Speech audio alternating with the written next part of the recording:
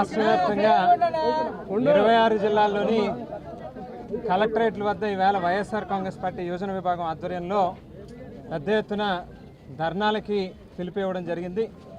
ఏదైతే చంద్రబాబు నాయుడు గారికి పరిపాటిగా గతం నుంచి కూడా ఎన్నికలకు ముందు వాగ్దానాలు ఇస్తాడు, ఎన్నికలు అయిపోయిన తర్వాత ఆ వాగ్దానాలు పూర్తిగా ప్రజలకి మరి గాలికి వదిలేసేటటువంటి కార్యక్రమం చేస్తూ ఉంటాడు.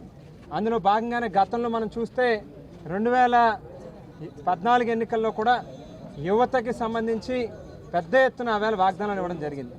ఇంటికో ఉద్యోగం ఇస్తా అన్నారు, ఇవ్వలేని పక్షంలో నిరుద్యోగ భృతి 2000 రూపాయలు ఇస్తామని చెప్పడం జరిగింది. 5 ఏళ్ళు గడిచిపోయింది, ఎక్కడా కూడా ఆవేళ 2014 నుంచి 19 వరకు కూడా ఏ ఒక్క యువతకి కొత్తగా ఒక ఉద్యోగం ఇవ్వలేదు సరికదా. ఉన్నటువంటి ఉద్యోగాలు కూడా ఆవేళ ఎగరగొట్టి కేవలం లోకేష్కి కనీసం మరి పప్పు అని చెప్పి పిలుస్తూ అతనికి ఏదైతే కనీస జ్ఞానం లేనటువంటి వ్యక్తికి ఆవేళ మంత్రి పదవి ఇచ్చి కొత్తగా అతను ఒక్కడికే ఉద్యోగం ఇచ్చారు 2019లో. 5 ఏళ్ళు గడిచిపోయినప్పటికీ కూడా ఎక్కడా నిరుద్యోగ భృతి ₹1 కూడా ఇచ్చినటువంటి పరిస్థితి లేదు. ఈవేళ తిరిగి మళ్ళీ అదే రకమైనటువంటి పరిస్థితులు కనిపిస్తూ ఉన్నాయి.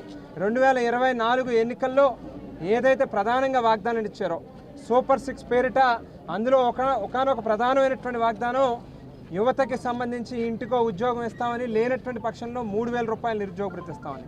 ఏడాది కాలం గడిచిపోయింది, ఈవేళకి ఎక్కడా కూడా ఏ ఒక్కరికి ఉద్యోగం ఇవ్వలేదు సరికదా. ఓ పక్కన 2.5 లక్షల మంది వాలంటీర్లని ఎత్తేసినటువంటి పరిస్థితి, మరో పక్కన రేషన్కి సంబంధించినటువంటి MDU వెహికల్స్ ఏదైతే మరి దాదాపు 15,000 మంది ఉన్నారో వాళ్ళ ఉద్యోగాలు కూడా తీసేసినటువంటి పరిస్థితి.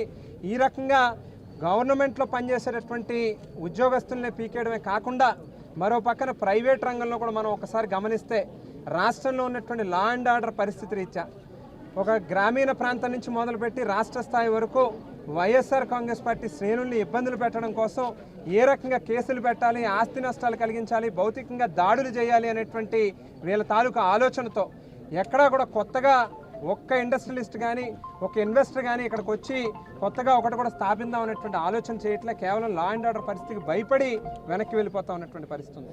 మరో పక్కన ఉపాధికి సంబంధించినటువంటి ఏదైతే పూర్వం నుంచి నడుస్తూ ఉన్నటువంటి స్కీమ్స్ MSME కానీ మరొకటి కానీ ఇన్సెంటివ్స్ ఇవ్వాల్సినటువంటి అవసరం కానీ అవేవి కూడా ప్రోత్సాహకాలు ఇవ్వకుండా పూర్తిగా యువతని మోసం చేస్తూ ఉన్నటువంటి పరిస్థితుల్లో ఈవేళ 1,60,00,000 ఇల్లులు ఏదైతే ఈ రాష్ట్రంలో ఉన్నాయో ప్రతి ఇంటికి ఉద్యోగం ఇస్తా అన్నారు, ఇవ్వలేకపోయారు. కాబట్టి 1,60,00,000 ఇళ్ళకి నెలకి 3,000 రూపాయలు చొప్పున గడిచినటువంటి 12 నెలల కాలంలోని మనం పూర్తిగా లెక్క చూస్తే 57,000 కోట్ల రూపాయలు గడిచినటువంటి సంవత్సరం కాలంలో ఈవేళ నారా చంద్రబాబు నాయుడు గారు ఈ కూటమి ప్రభుత్వం యువతకి బాకీ పడ్డారనేటువంటి విషయాన్ని ఈ సందర్భంగా గుర్తు చేస్తూ ఉన్నాం. తక్షణమే వీటిని కనుక విడుదల చేయనటువంటి పక్షంలో రానున్నటువంటి రోజుల్లో ఈవేళ చూశారు ఏలూరు నగరంలో జగన్మోహన్ రెడ్డి గారు రాకుండానే కేవలం ఆయన తాలూకా జెండాని చూపిస్తే ఇవాళ ఏ స్థాయిలో ఇవాళ యువకులు ఈ కార్యక్రమంలో పార్టిసిపేట్ చేశారనేటువంటిది కేవలం ఏలూరులో మాత్రమే కాదు, రాష్ట్రంలో ఉన్నటువంటి 26 జిల్లాల్లోని కూడా అన్ని కలెక్టరేట్ల వద్ద ఇదే రకమైనటువంటి స్థాయిలో యువత పాల్గొన్నారు. చాలా పెద్ద ఎత్తున ఈ కార్యక్రమంలో భాగస్వాములు అవడం జరిగింది. డెఫినెట్గా రానున్నటువంటి రోజుల్లో కనుక మీరు ఇచ్చినటువంటి వాగ్దానాన్ని నెరవేర్చినటువంటి పక్షంలో మిమ్మల్ని ప్రజలు దోషుల కింద మరి ప్రజల ముందే నించోబెట్టేటటువంటి కార్యక్రమం కూడా జరుగుతుందని చెప్పి ఈ సందర్భంగా తెలియజేస్తూ మరి ఈ కార్యక్రమానికి మరి పూర్తిగా ప్రోత్సాహం అందించినటువంటి స్థానిక వైఎస్ఆర్ కాంగ్రెస్ పార్టీ నాయకులకి, సమన్వయకర్తలకి, జిల్లా అధ్యక్షుల వారికి అందరికీ కూడా ఈరోజు ఏలూరులో వైఎస్ఆర్ కాంగ్రెస్ పార్టీ యోజన విభాగం ఆధ్వర్యంలో సంవత్సరం రోజుల కూటమి పాలన ఏ రకంగా అయితే నిరుద్యోగులను, యువకులను, విద్యార్థులను మోసం తెలిపినటువంటి ఇక్కడున్న యువకులకు, విద్యార్థులకు, అలాగే వైఎస్ఆర్ కాంగ్రెస్ పార్టీ నాయకులకు, విద్యార్థి విభాగం నాయకులకు, యోజన విభాగం నాయకులకు, ఇక్కడ ఉన్నటువంటి పెద్దలకు అందరికీ ముందుగా నా ధన్యవాదాలు, కృతజ్ఞతలు తెలుపుకుంటున్నాను. ఈ ప్రజాస్వామ్య దేశంలో ఎప్పుడైనా కూడా ప్రభుత్వం తప్పు చేస్తేనో లేదా ప్రభుత్వం మోసం చేస్తేనో ఆ ప్రభుత్వాన్ని ప్రశ్నించే అధికారం ప్రతి ఒక్క పౌరుడికి ఉంటుంది. దాంట్లో కూడా ముఖ్యంగా ప్రతిపక్ష పార్టీకి ఆ బాధ్యత చాలా ఎక్కువగా ఉంటుంది. Voice of poor, voice of voiceless అంటారు. కాబట్టి దాంట్లో భాగంగానే ఈరోజు ప్రతిపక్షం ఏదన్నా కూడా అధికార పార్టీ చేసిన తప్పులను, మోసాలను ఎత్తి చూపిస్తే ఈరోజు రాష్ట్రంలో వెంటనే కేసులు కట్టడం, బెదిరించడం, భయపీయడం, జైల్లోకి ఎత్తడం, పీటీ వారెంట్లు వేయడం, ఒక 5-6 నెలలు ఇళ్ళకు రాకుండా అన్ని స్టేషన్లు తిప్పడం, ఇదే జరుగుతూ ఉంది ఈరోజు రాష్ట్రం అంతా కూడా. ఎందుకు నేను మీకు అందరికీ ఈ మాట చెప్తున్నానంటే, చంద్రబాబు నాయుడు గారు ఒక మేనిఫెస్టో ఇచ్చినారు సూపర్ 6 అని. సూపర్ 6 అని ఇచ్చిన తర్వాత ఉన్నట్టుండి మొన్న ఒక ప్రెస్ మీట్ పెట్టి అన్ని ఇచ్చేసిన అన్నాడు. రాష్ట్రంలో ఉండే జనాలు టీవీ చూసి ఆడవాళ్ళందరూ కూడా ఒకరి ముఖాలు ఒకరు చూసుకుంటారు. నీకు పడి నాకేమైనా పడలేదా, లేదా పడితే నేనేమైనా చూసుకోలేదా? ఎందుకు మీకు అందరికీ ఈ మాట చెప్తానా అంటే, వైఎస్ జగన్మోహన్ రెడ్డి అనే ఒక్క వ్యక్తిగాన ఈ రాష్ట్రంలో లేకపోతే, ఈ రాష్ట్రంలో చంద్రబాబు నాయుడు ఏ ఒక్క పథకము ఇయ్యడు, ఏ ఒక్క డెవలప్మెంట్ కార్యక్రమము చేయడు, ప్రజలకు ఒక్క రూపాయి కూడా ఇయ్యడు. ఆయన ఆడిందే ఆట, పాడిందే పాట. ఎందుకు నేను మీకు అందరికీ ఈ మాట కూడా చెప్తానా అంటే, మా జగన్మోహన్ రెడ్డి గారికి ఈ తెలుగుదేశం ప్రభుత్వానికి పోలికనే లేదు. జగన్మోహన్ రెడ్డి లాగా 10 రోజులు పరిపాలించినా ఒకటే, చంద్రబాబు నాయుడు మాదిరిగా 10 టర్ములు పరిపాలించినా ఒకటే. ఎందుకురా అంటే, జగన్మోహన్ రెడ్డి గారు ఎంత ధైర్యంగా నిర్ణయాలు తీసుకున్నారంటే, సచివాలయాలు కట్టాలనుకున్నాడు, కట్టినాడు. ఆర్బీకేలు కట్టాలనుకున్నాడు, కట్టినాడు. హెల్త్ సెంటర్లు కట్టాలనుకున్నాడు, కట్టినాడు. మెడికల్ కాలేజీలు నిర్మించాలనుకున్నాడు, నిర్మించినాడు. 3 లక్షల కోట్లు ప్రజల అకౌంట్లలో వేయాలనుకున్నాడు, వేసినాడు. కానీ ఈడ చంద్రబాబు నాయుడు ఏదైనా పని చేయాలంటే వెంటనే పవన్ కళ్యాణ్ చూడాలి, చేద్దామా వద్దా అంటాడు. మళ్ళీ పవన్ కళ్యాణ్ ఏదైనా పని చేయాలంటే వెంటనే చంద్రబాబుని చూస్తాడు, చేద్దామా వద్దా అని. వాళ్ళిద్దరు ఏదైనా పని చేయాలంటే వెంటనే మోడీని చూసారు, చేద్దామా వద్దా అని. అంటే వీళ్ళు ఏ నిర్ణయం కూడా సొంతంగా తీసుకోలేకున్నారు. ఈరోజు వీళ్ళు ఏదైనా ఒక స్కీమ్ పెట్టినారంటే ఖచ్చితంగా దాంట్లో స్కామ్ ఉంటుంది. గతంలో హ్యాపీ సండే, దోమల పైన దండయాత్ర, ఇప్పుడు రీసెంట్గా ఏంద్రా అంటే యోగాంధ్ర. ఎవరైనా చంద్రబాబు నాయుడు గారి దగ్గరికి పోయి, సార్ మాకు ఫీజు రీఎంబర్స్మెంట్ ఏమైంది సార్ అంటే, ఊపిరి గట్టిగా పీల్చండి, స్లోగా వదలండి అంట.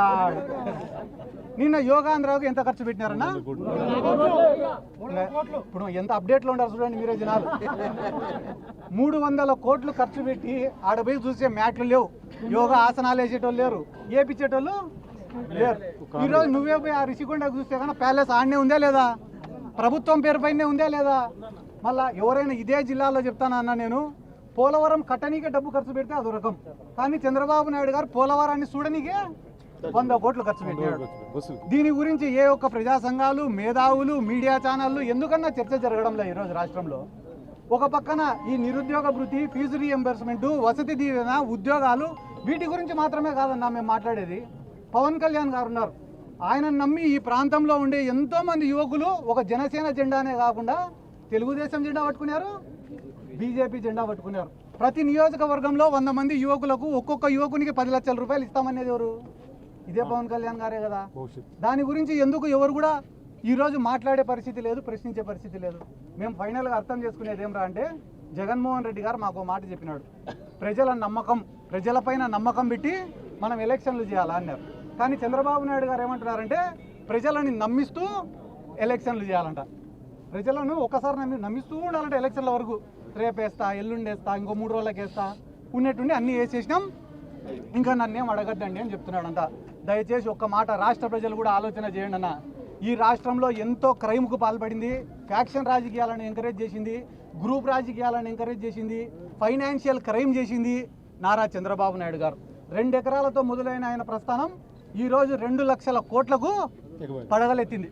2 లక్షల కోట్లకు ఆయన ఎదిగిన తర్వాత ఏ పార్టీతో అయినా ఆయన లింకులో ఉంటాడు, కాంగ్రెస్తో అయినా లింకులో ఉంటాడు, బీజేపీతో అయినా లింకులో ఉంటాడు. ఆయన పైన ఎంక్వైరీలు పడకుండా చేసుకుంటాడు, ఆయనకి ఏ ఇబ్బంది రాకుండా చేసుకోవడంలో ఆయన సిద్ధహస్తుడు, దిట్ట. కానీ ఆయన జీవితంలో ఒకే ఒక్కడు ఆయన చేసిన తప్పులను ప్రశ్నించినాడు.